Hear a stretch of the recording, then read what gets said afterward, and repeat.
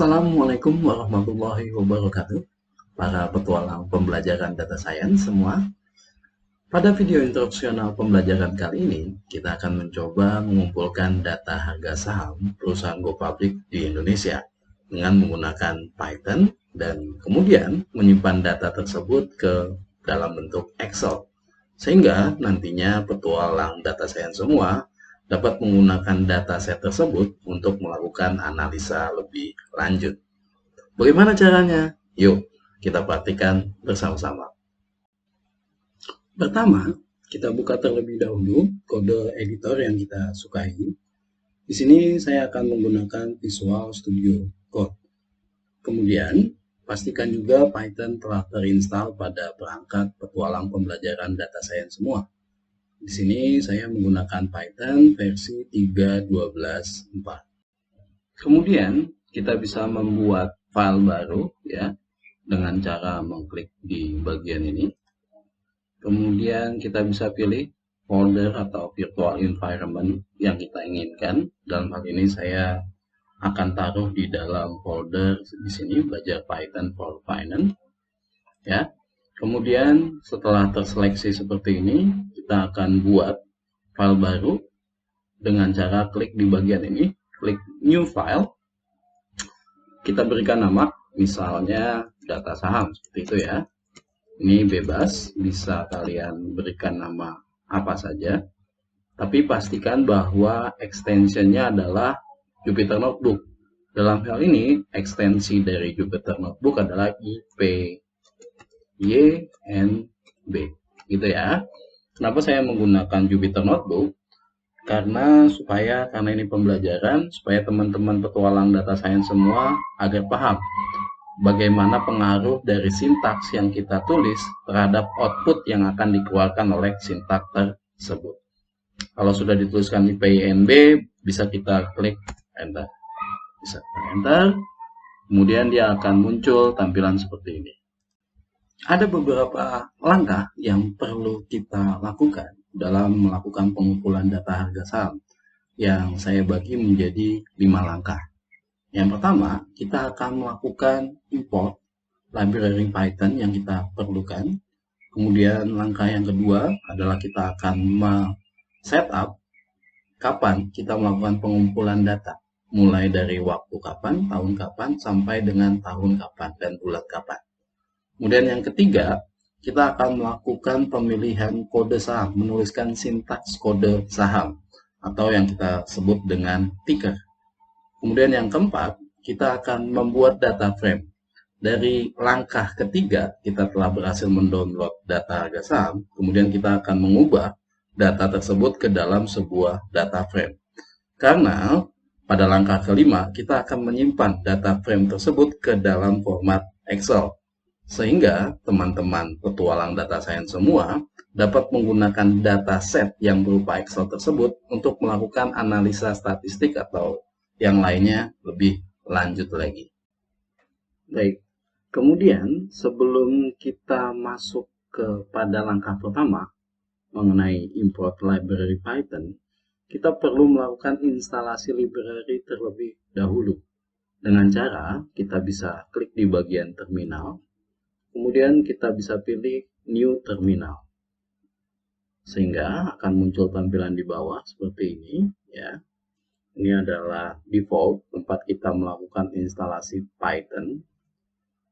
Pada tampilan ini kita bisa ketikkan pip install. Nah, ini adalah library Python yang kita butuhkan. Yang pertama adalah pandas, pip install pandas. Seperti ini, kemudian kita bisa tekan enter, tunggu beberapa saat sehingga dia akan melakukan download secara otomatis. Dalam hal ini saya sudah mendownload, dia akan muncul satisfied. Berarti kalau belum terdownload, dia akan melakukan proses download. Tunggu sampai dengan selesai. Kemudian library juga yang kita butuhkan adalah pip install yfinance. Kita bisa tekan enter lagi, pip install yfinance. Kita tekan enter lagi. tunggu beberapa saat, dia akan melakukan instalasi. Seperti ini. Karena saya sudah melakukan instalasi, maka dia akan muncul satisfied. Cuman kalau teman-teman bertulang pembelajaran data science semua belum melakukan instalasi, tunggu sampai proses instalasinya selesai. Kemudian, terakhir, yang perlu kita download library-nya adalah pip install datetime.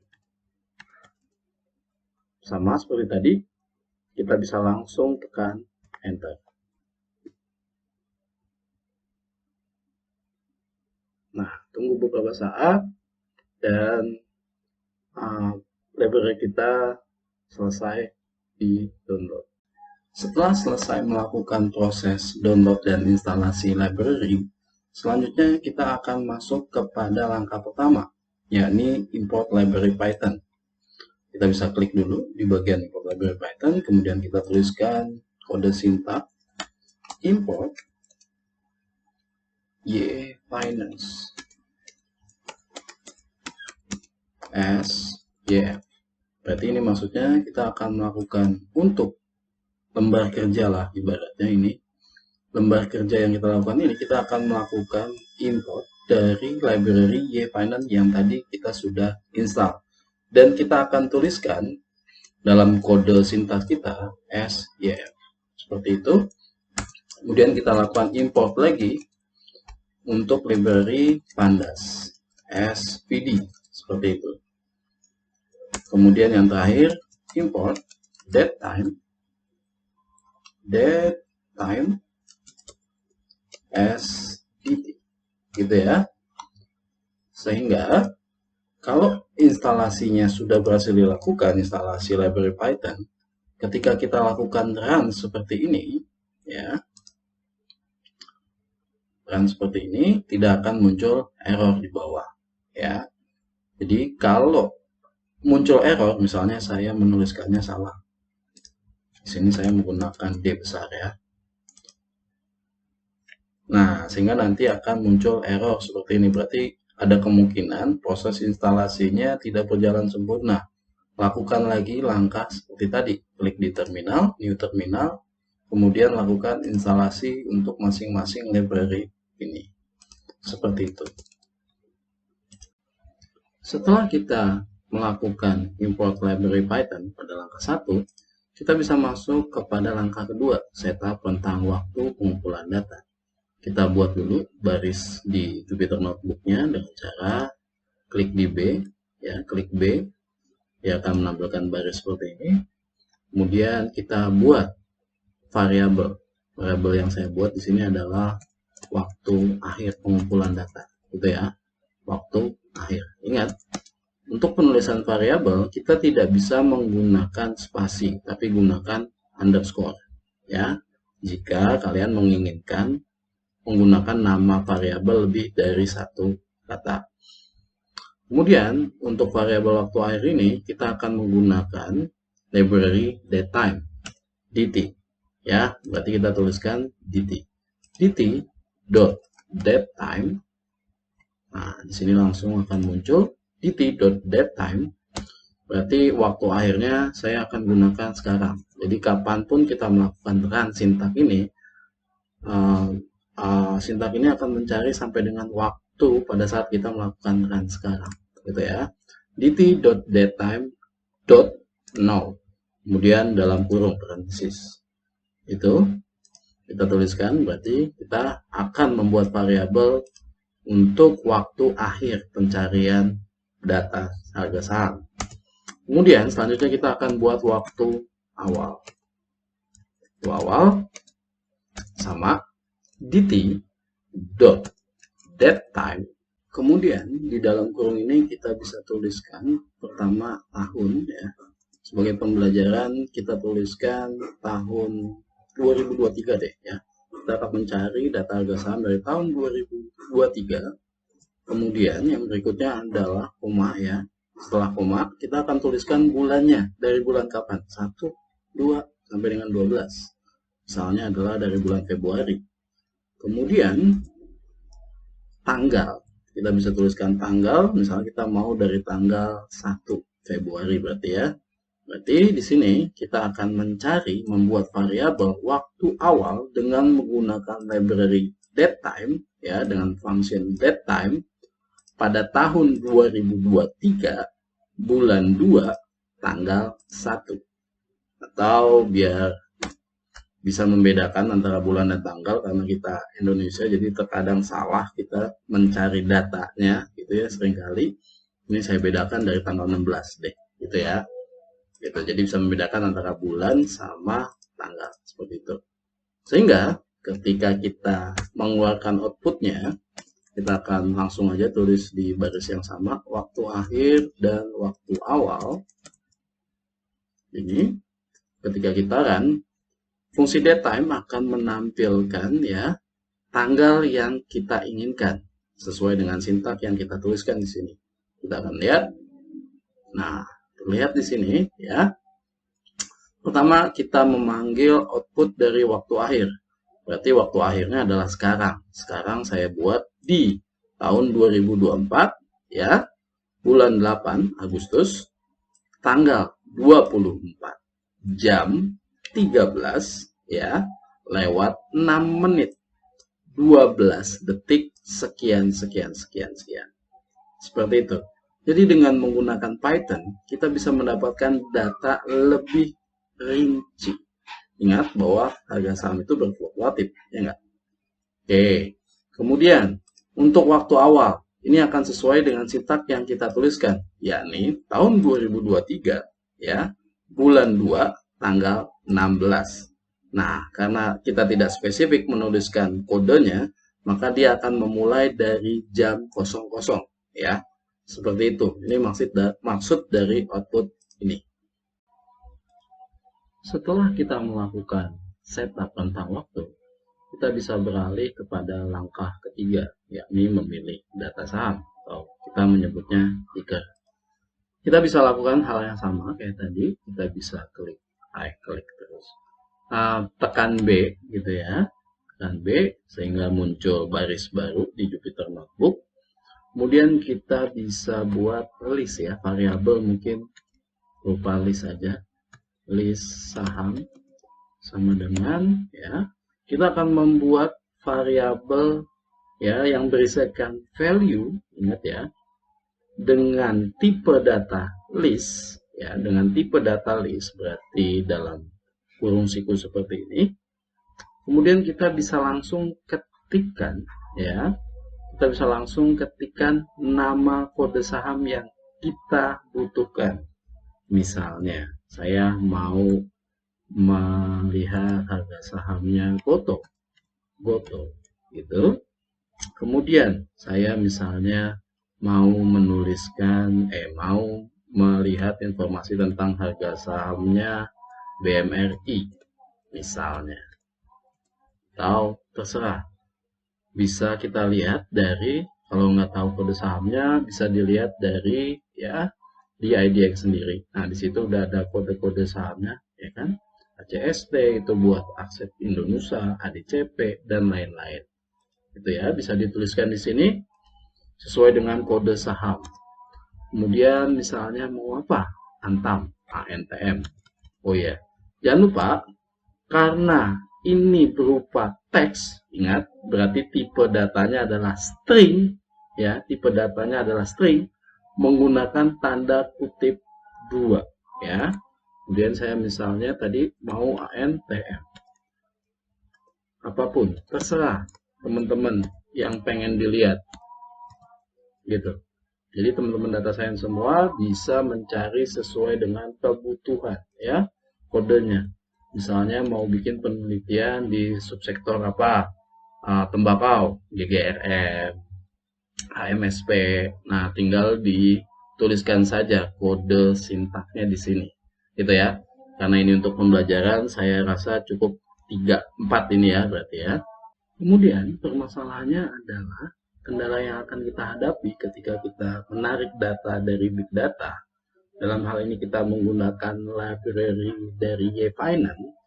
Yfinance ini meminta kita untuk menuliskan kode saham berikut dengan ada lagi kodenya yakni .jk gitu ya. Nah, permasalahannya kalau cuman 4 kayak gini mungkin kita bisa nulis secara manual di FLA.jk, ntm.jk, dan lain-lain. Cuman problemnya dalam praktiknya di lapangan, kita tidak menuliskan kode saham banyak .jk kayak gini. Dan kalau misalnya nantinya otomatisasi, ya nanti kita ke depan akan otomatisasi, itu akan sulit menuliskan ada beberapa ratus saham dan harus dirubah satu-satu, tidak efisien. Maka kita akan menuliskan kode sintaks dengan menggunakan looping. Ingat kemarin kita belajar looping juga. Jadi kita akan buat variabel. Di sini variabelnya namanya adalah saham, sama dengan ya. Kita akan gunakan concatenate ya. Di sini berarti kita juga akan membuat struktur data berupa list yang akan memasukkan i iteration dari data kita, i plus ya concatenate, berarti kita akan memasukkan i yang dari sini ya dengan kondisi string.jk gitu ya, seperti ini. Ingat tanda dalam tanda kutip duanya, for i ya kan, for i in apa, karena kita membuat setiap data i iteration ini ya akan ditambahkan dengan string.jk for i untuk data i ini yang berada di dalam data in list variabel list saham, seperti ini ya. Sehingga ini sebetulnya tidak harus pakai spasi ataupun nggak pakai spasi nggak masalah gitu ya. Sehingga ini saya biar kelihatan enak aja dilihatnya.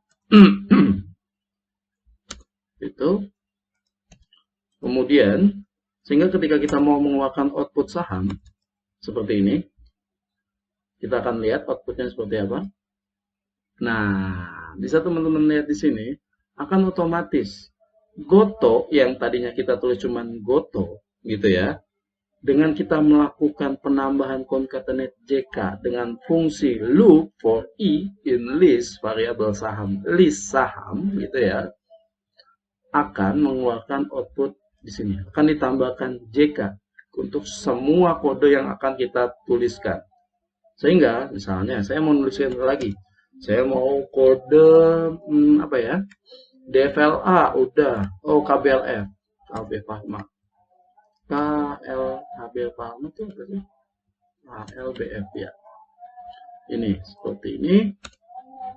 Sehingga ketika nanti kita mau menambahkan berapa kodenya, kita akan lagi, dia akan langsung otomatis menambahkan sendiri. Gitu ya, otomatisasi. Berlanjut ke langkah berikutnya, yakni langkah keempat. Jadi sebenarnya ini selain membuat data frame, kita juga akan melakukan download ya. Download data saham dari yang sudah kita tuliskan tadi ini. Oke, kita buat lagi kode baru, list baru. Kita bisa buat data frame, kita kasih nama aja variabelnya df ya. Data frame sama dengan kita akan menggunakan library dari Yahoo Finance. Kalau kita lihat tadi library Yahoo Finance-nya aliasnya adalah YF gitu ya. YF berarti kita bisa tuliskan YF.download gitu. Kemudian kita bisa mau minta apa gitu loh ibaratnya kepada library si Yahoo Finance. Yang kita mau minta adalah dari variabel saham. Gitu. Kemudian koma berarti library ini akan ya menggunakan value atau output value kita yang ini ya. Dimulai dari kapan? Penulisannya kayak gitu. Dimulai dari kapan? Dimulai dari yang tadi kita tuliskan variabelnya, waktu awal dan waktu akhir. Berarti kita cukup tuliskan waktu awal ya, kita pilih di sini. Udah otomatis sama waktu akhir. Seperti ini. Ya. Kemudian kita akan buat data frame ya. Kita akan perlihatkan outputnya. Kita panggil variabel df. Kita perlihatkan yang kepalanya aja deh. df.head. Ini parentesi, kita nggak usah kasih apa, nggak usah kita kasih keterangan. Nah, kita akan download ini pada bagian ini. Ya, Berarti ketika kita mau download, pastikan internet kita terkoneksi, gitu. Karena dia akan ngambil library Yahoo Finance ini akan ngambil dari list yang di sini, gitu. Kita akan coba ya.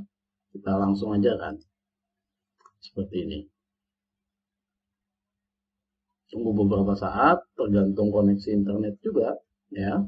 Tunggu saja, karena kalau dilihat di sini kan dari 2023 ya, kita coba ambil, gitu. Dan ada 1, 2, 3, 4, 5. Nah, ini dia. Sudah keluar ya data-datanya. Dari data just close, kemudian close, open, volume juga akan keluar dari list data yang kita minta di sini. Gitu ya. Nah, ini cara kita untuk melakukan download dan membuat data frame ya. Langkah terakhir ketika kita melakukan pengumpulan data ya, harga saham dalam hal ini. Berarti kita akan menyimpan data ini yang tadi kita udah dapatkan ke dalam format Excel. Suatu format yang cukup familiar lah yang kita gunakan ya sehari-hari, Excel gitu ya. Oke. Nah, perlu dilihat dulu, saya akan perlihatkan. Jadi ketika kita klik di sini belum ada format Excel kan ya, di dalam folder yang kita buat tadi, di tempat yang sama ketika kita menuliskan ini. Jadi nanti data frame ini akan disimpan ke dalam folder yang sama, di tempat di mana kita menuliskan sintak ini, gitu ya. Ya, jadi belum ada ya, jadi kita akan menyimpannya di sini, gitu ya. Nanti mungkin kalau offline, kita akan lihat gimana caranya kalau nyimpan di folder yang lain. Karena ya kompleks gitu ya. Jadi kita sekarang teman-teman mungkin bisa nyimpen, teman-teman data saya nyimpennya di dalam folder yang sama di tempat penulisan sintak ini.